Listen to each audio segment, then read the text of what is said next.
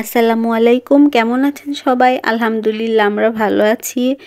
তো আমরা জুলাই মাসের 11 তারিখের দিকে ইন্ডিয়ার ভিসার যে কাগজপত্র লাগবে সেগুলো আমরা রেডি করতেছিলাম।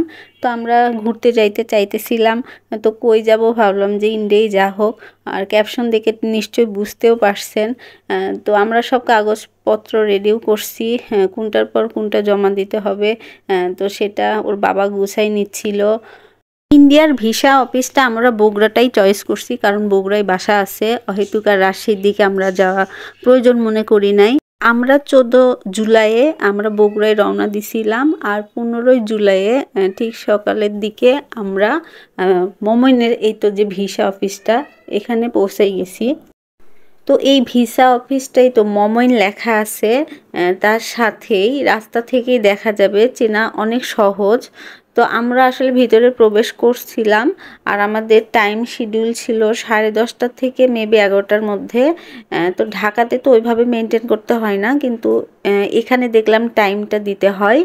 আর এই তো আমরা ভিতরে ঢুকছি, আর এখানে তো ছবি তোলা বা ভিডিও করা অ্যালাউ না, কিন্তু আমি চুপচুপ করে করছি।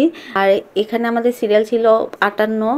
তো মেডিকেল ভিসায় বা ট্যুরিস্ট ভিসায় যারা যাচ্ছে, এখানে লোক সংখ্যা কমই, মানে একবার মেডিকেলের ডাকতেছে আর 2টা হয়তো ট্যুরিস্ট ডাকতেছে এরকম।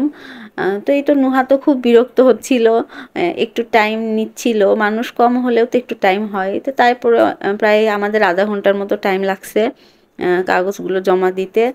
আর এই তো আমরা বের হয়েছি, এখন বাসার দিকে যাব।